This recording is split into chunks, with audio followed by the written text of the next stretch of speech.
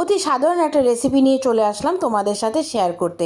তোমরা হয়তো এই রেসিপিটা অবশ্যই বাড়িতে কেউ না কেউ বানিয়েছো, তবুও চলো দেখে নাও আমি এটা কিভাবে বানালাম। প্রথমে দেখো আমি 3টে ডিমের অমলেট করে নিয়েছি সামান্য একটু নুন দিয়ে। তো তোমাদের যে কটা প্রয়োজন তোমরা সে কটাই অমলেট করে নিতে পারো। এবার কড়াইতে তেল দিয়ে কড়াইতে দিয়ে দিলাম সামান্য 5 ফোড়ন। এরপরে একটা বড় সাইজের পেঁয়াজ কুচিয়ে রেখেছিলাম সেটাও আমি দিয়ে দিয়েছি। এই রেসিপিটা কিন্তু খুব তাড়াতাড়ি হয়ে যায় আর খেতে কিন্তু বেশ ভালোই লাগে।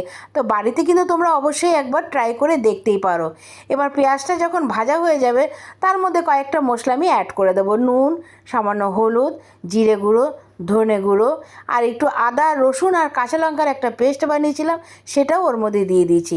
এরপরে আমি দুটো আলুকে আলু ভাজার থেকে একটু মোটা করে আমি কেটে নিয়েছিলাম, সেটাও আমি ওই মশলার মধ্যে দিয়ে ভালো মতন একটু কষিয়ে নিয়ে একটু রেড চিলি পাউডারও তার মধ্যে দিয়ে দিয়েছিলাম। এবার কষানো হওয়ার পরে আমি পরিমাণ মতন জল দিয়ে দিয়েছি যাতে আলুগুলো একটু সেদ্ধ হয়ে যায়। এবার মিনিট 10-এর জন্য ঢেকে রাখার পর তারপরে যখন ঝোলটা একটু টেনে এসছে ভেজে রাখা ডিমের অমলেটগুলো আমি দিয়ে দিয়েছি। তো এটা যেহেতু একটু শুকনো শুকনো হবে, তো এটা রুটি, পরোটা, এমনকি ভাতের সাথেও খেতে কিন্তু দারুণ লাগে। এরপরে নামানোর আগে দিয়ে দিয়েছিলাম খানিকটা কসুরি মেথি আর 1 চামচের মতন ঘি। আর তোমরা দেখতেই পারলে যে রেসিপিটা করতে কিন্তু খুব একটা সময় লাগলো না, আর উপকরণও কিন্তু খুব সামান্য।